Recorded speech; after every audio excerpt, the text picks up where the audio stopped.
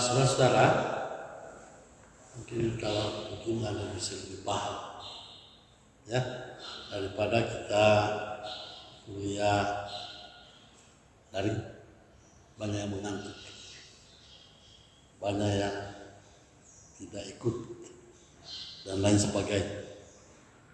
Nah, saya akan menjelaskan kepada saudara tentang perkembangan dan sejarah lahirnya sosiologi.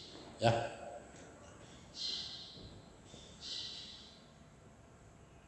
sosiologi itu lahir tidak serta-merta, tetapi sebenarnya nanti kita pelajari lebih jauh. Dia diawali dengan filsafat. Di dunia filsafat itu kemudian dia berkembang sampai pada ilmu alam. Nah, dari ilmu alam inilah lahir sosiologi yang tidak dicetuskan juga ya, tapi dasar pemikiran dari Auguste Comte. Nah, Auguste Comte itu dia adalah seorang ahli fisika. Dia bukan ilmu sosial, dia ahli fisika yang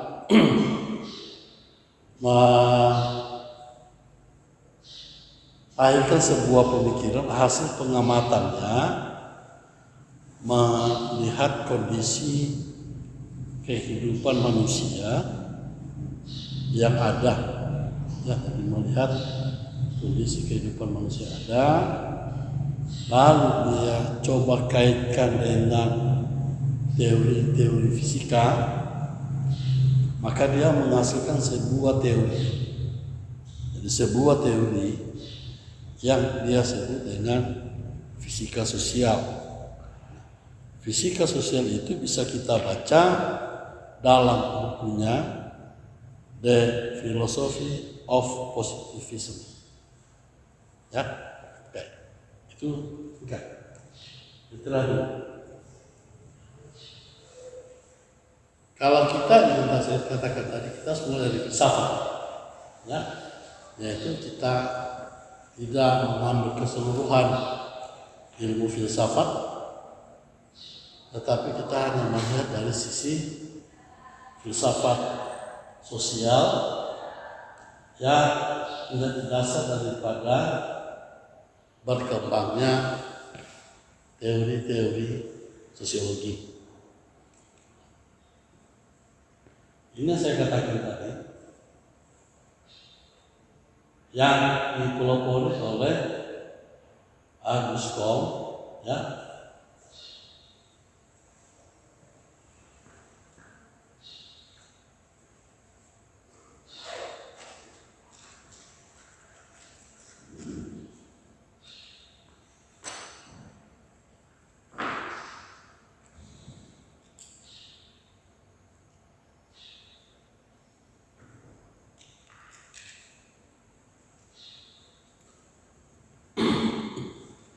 Yang dipelopori oleh Auguste Comte, ya, itu pada akhir abad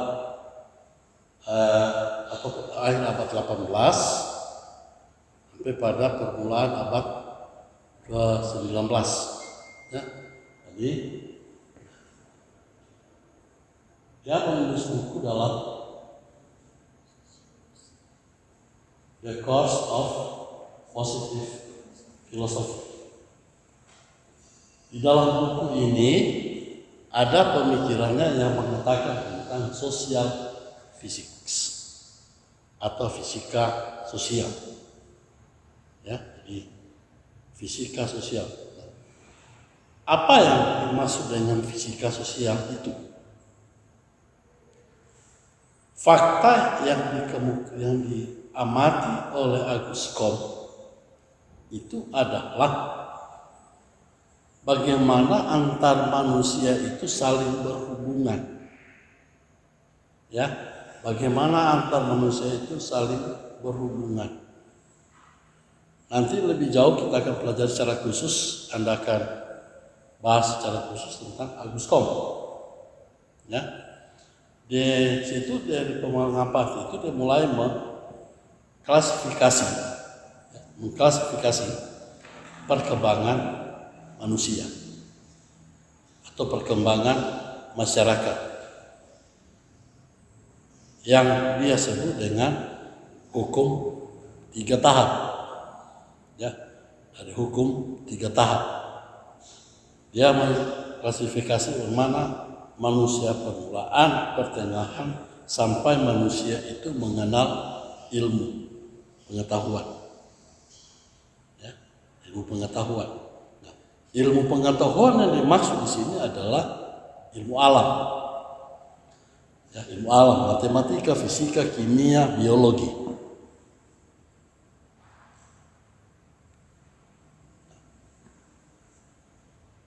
Dari bagaimana perkembangan manusia mula-mula, kemudian zaman pertengahan, kemudian sama manusia mengenal ilmu pengetahuan. Itu yang dilihat dari fisika sosial. Jadi muncullah pemikiran selanjutnya, ya, sesudah pemikiran dari Auguste Comte ini, pemikiran selanjutnya adalah mulai ada teori-teori tentang hubungan sosial. Hubungan sosial itu yaitu hubungan antar individu dengan individu, hubungan antar individu dengan kelompok, baru kelompok dengan kelompok. Lalu melihat lagi terjadi kenyataan seperti dalam ilmu alam, misalnya hewan mencari pasangan-pasangan. Nah, manusia juga demikian. Nah, itulah yang ditarik, kondisi realitas itu yang dicoba ditarik, diangkat oleh Auguste Comte untuk menjelaskan tentang fisika sosial itu. Fisika sosial. Sehingga nah, inilah yang menjadi cikal bakal pemikiran-pemikiran ilmu sosial, khususnya sosiologi, dalam mengembangkan ilmunya. Kemudian yang berikutnya adalah syarat. Jadi syarat menjadi sebuah ilmu. Ya, jadi syarat menjadi sebuah ilmu, dia harus memiliki metodologi. Ya, dia harus syarat harus ada metodologi. Itulah yang kita sebut dengan sebuah sains dan ilmu. Ya, ilmu. Yaitu ada disebut dengan derajat saintifik. Derajat saintifik itu artinya segala sesuatu itu bisa diukur. Ya, segala sesuatu itu bisa diukur. Ini adalah pemikiran-pemikiran dalam ilmu alam. Ya, pemikiran dalam ilmu alam. Segala sesuatu itu bisa diukur. Yang kita sebut dengan statistik.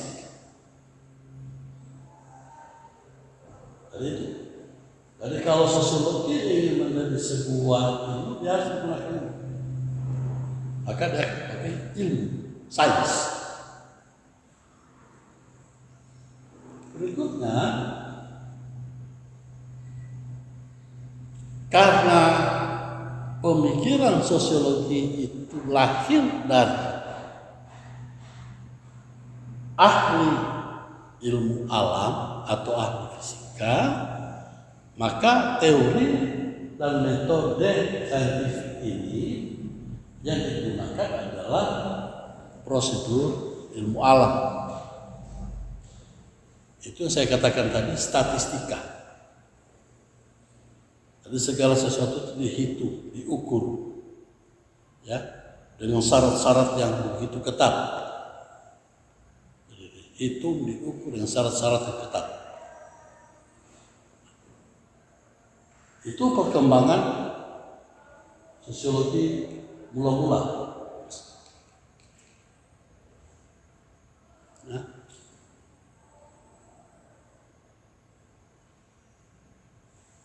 Perkembangan penggunaan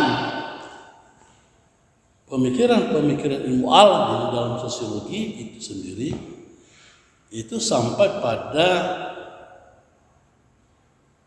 pertengahan dan akhir abad ke-19.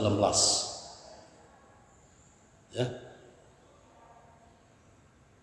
Sesudah itu muncul pemikiran-pemikiran yang lain, yaitu yang dipelopori oleh Emil Durkheim. Emil Durkheim.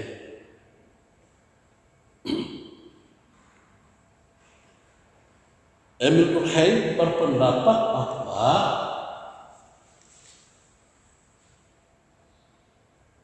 antara ilmu alam dan ilmu sosial itu tidak sama. Ada perbedaan yang cukup besar di antara kedua ilmu itu. Saya mengilustrasi bagi saudara misalnya, salah satu ilmu alam yang mempelajari manusia itu adalah biologi. Ya. Sosiologi mempelajari manusia. Tetapi antara objek biologi dan objek sosiologi itu tidak sama. Ya. Biologi mempelajari manusia hanya dari mempelajari fisik. Ya, fisiknya. Sementara sosiologi mempelajari manusia itu dari segi sosialnya. Ya, dari segi sosialnya. Bukan dari segi fisik. Nah, ini latar belakang sehingga Durkheim itu mencoba meninggalkan pemikiran-pemikiran ilmu alam dalam mengkaji perkembangan dari sosiologi itu sendiri. Sehingga dia mengatakan bahwa objek ilmiah antara ilmu alam dan sosiologi itu jauh berbeda. Nah, apa perbedaan itu? Ini saya contohkan tadi. Saya kajian sosiologi itu, ya, banyak mempunyai persamaan, yaitu tadi yang saya jelaskan manusia, ya, manusia. Manusia dipelajari oleh alam dari sisi biologisnya, fisik. Jadi hanya mempelajari raga. Sementara sosiologi itu mempelajari jiwanya, yang psikis, ya, jiwa. Yaitu mulai mengapa dia berpikir, mengapa dia bertindak, mengapa dia melakukan sesuatu, dia menghasilkan apa. Nah, itu yang dikaji dalam sosiologi.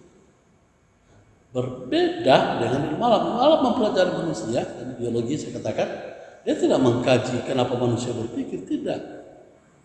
Dia buka otak. Mengapa orang berpikir? Dia susun saraf otak. Ya.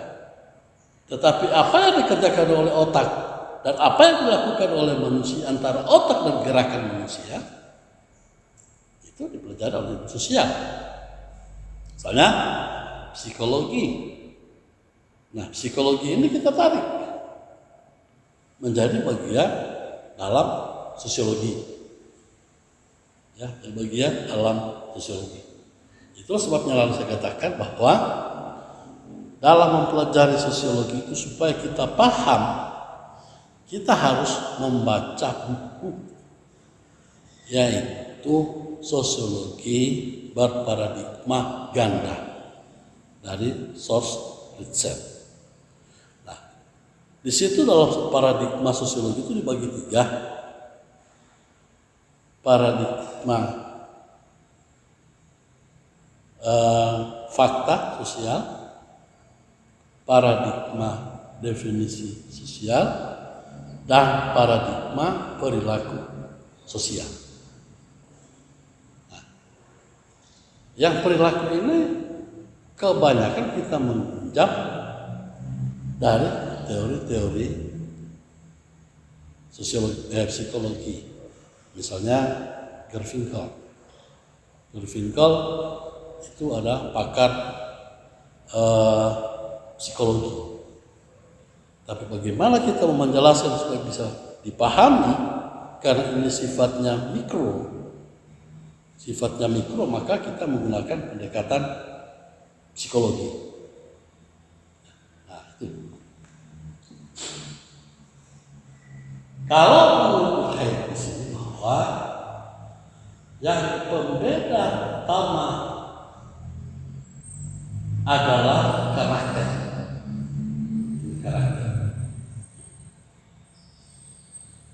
Contoh lain yang saya boleh kemukakan. Dalam antropologi, mempelajari manusia itu dimulai dari asal usulnya. Misalnya di situ disebutkan kera, ya kera. Kera itu mempunyai tingkah laku yang mirip manusia. Otaknya mirip manusia, sehingga dia bisa dilatih, termasuk jenis binatang yang jenius. Ya. Nah, bagaimana mempelajari ini? Oleh biologi, ya, mempelajari ini hanya melihat dari sisi perkembangan metafisika tubuh dan otak. Dalam ilmu sosial, misalnya antropologi, itu dipelajari dalam antropologi biologi, itu melihat bagaimana perubahan struktur otak dengan cara berpikir manusia. Ya, dengan cara berpikir manusia. Nah, perubahan cara berpikir manusia inilah yang dalam antropologi itu menghasilkan sesuatu yang disebut dengan kebudayaan. Menghasilkan sesuatu yang disebut dengan kebudayaan. Nah, kebudayaan itu adalah yang diciptakan oleh manusia. Nah, oleh sebab itu dalam sosiologi, bagaimana kita mau menjelaskan kebudayaan? Kita juga meminjam pemikiran antropologi untuk memperkaya ke sana dalam perkembangan ilmu sosiologi. Antara lain misalnya, yang membedakan manusia dengan kera itu adalah karakter. Ya, karakter. Nah, kera yang namanya binatang, ya tetap karakternya adalah karakter binatang. Manusia yang punya jiwa, psikis, itu masih ada rasa kasih. Orang mau lakukan apapun juga pasti dia maafkan, ya kan? Dia pasti maafkan. Tapi apakah kera bisa memaafkan? Tidak. Itu karakter pembeda paling nyata, atau perilaku yang berbeda paling nyata dalam perkembangan. Kemudian yang berikutnya, manusia itu adalah makhluk yang berkesadaran dan manusia hidup bermasyarakat.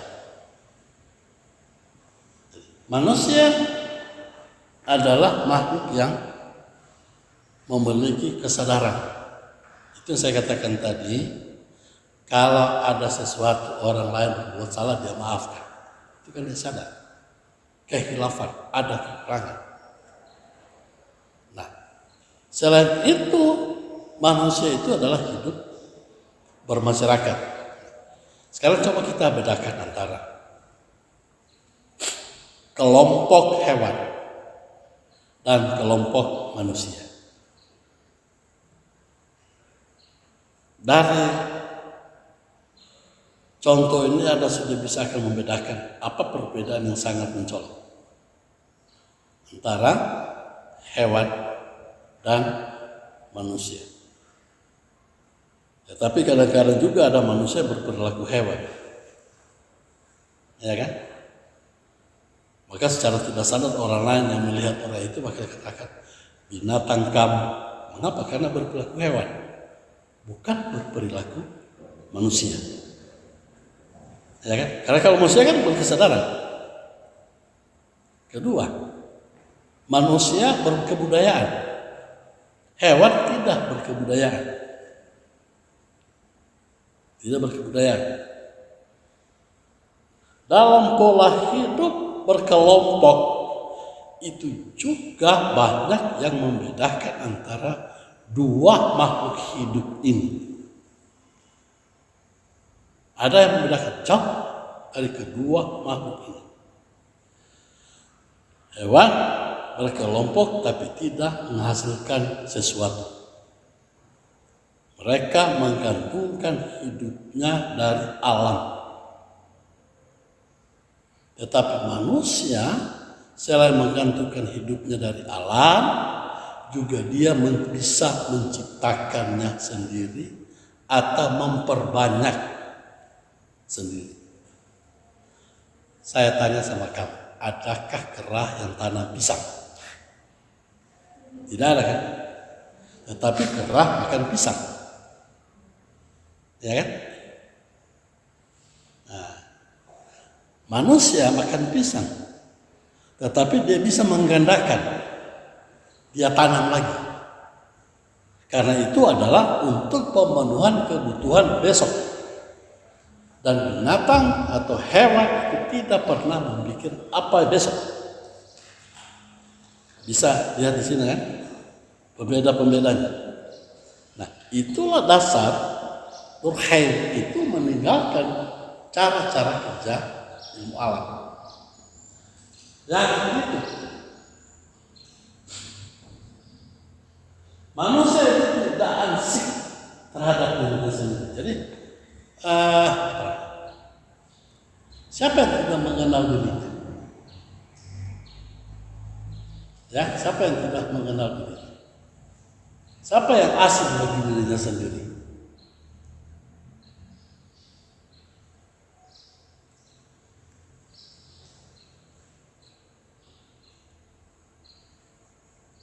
Karena manusia itu, ya,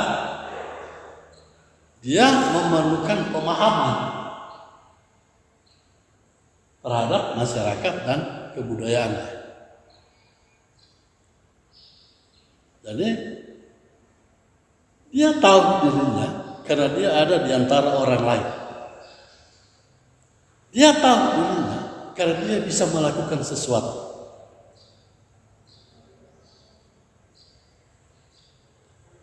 Itulah manusia. Tetapi apakah hewan bisa mengenali dirinya walaupun dia berkelompok? Tidak. Ya, coba contoh dalam kehidupan biologis. Ya, dalam kehidupan biologis. Pernahkah seekor anak sapi jantan yang sudah dewasa mengenal ini adalah ibuku, walaupun dia yang susui dia? Nah kan? Pada saat sampai masa birahi, dia tetap akan melakukan ini walaupun itu yang melahirkan dia. Sekarang saya tanya, adakah manusia seperti itu? Dan kalau ada, dia adalah binatang. Banyak yang terjadi kan? Ada yang terjadi, dan tidak hanya 0,000%. Ya. Dari 1 juta untung kau dapat 1. Ya. Dari 1 juta untung kau dapat 1.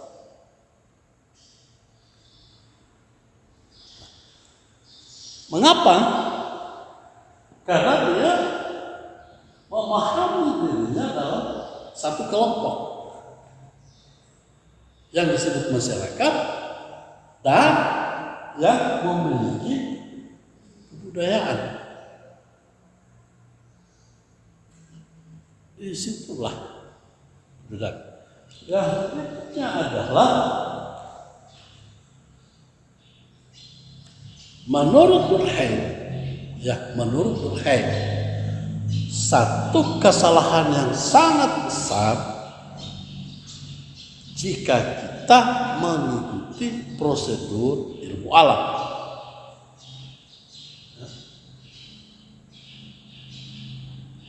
Ini alasan, ada 4 alasan Durkheim. Sehingga dia mengatakan satu kesalahan besar jika sosiologi itu mengikuti prosedur ilmu alam, yaitu melakukan generalisasi. Tahu generalisasi? Menyamakan. Jadi kalau di sini A, di sana juga A, di sana juga A. Seluruh dunia adalah A. Sosiologi tidak bisa seperti itu. Masalah yang sama di daerah yang berbeda pasti akan berbeda. Ya, mengapa? Berbeda orangnya dan berbeda kebudayaan. Walaupun kebudayaannya sama, tetapi manusianya tidak sama. Nah, maka kita tidak bisa melakukan generalisasi. Maka muncullah metode-metode dalam penelitian sosiologi itu yang disebut dengan metode kualitatif. Kita melihat dari sisi kualitasnya, bukan kuantitasnya. Ya, sehingga kita tidak melakukan generalisasi. Kalau kebetulan itu sama, oke. Ya, kalau kebetulan itu sama, oke. Itu yang kita sebut dengan generalisasi. Tetapi tidak akan 100%. Tidak akan 100%. Ya. Itu alasan-alasan utama oleh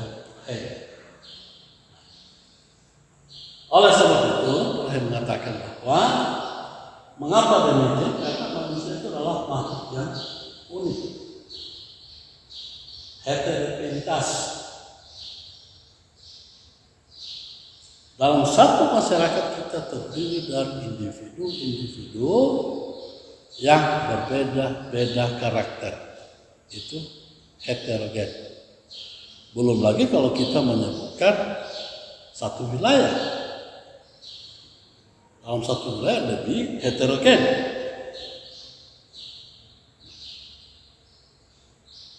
Ilmu alam selalu berusaha untuk melihat ini satu homogen, sama.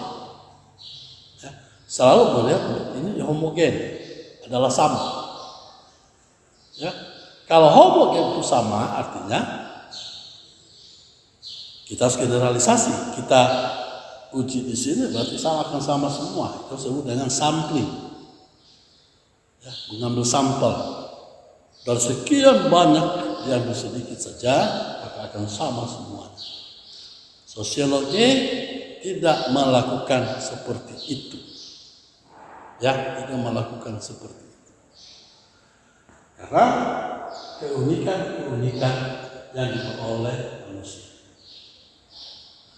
Sehingga demikian, karena perbedaan manusia dalam masyarakat itu menjadi satu ruang yang sangat besar bagi ilmuwan sosial, khususnya ilmu sosiologi, untuk mengembangkan ilmunya, ya, untuk mengembangkan ilmunya.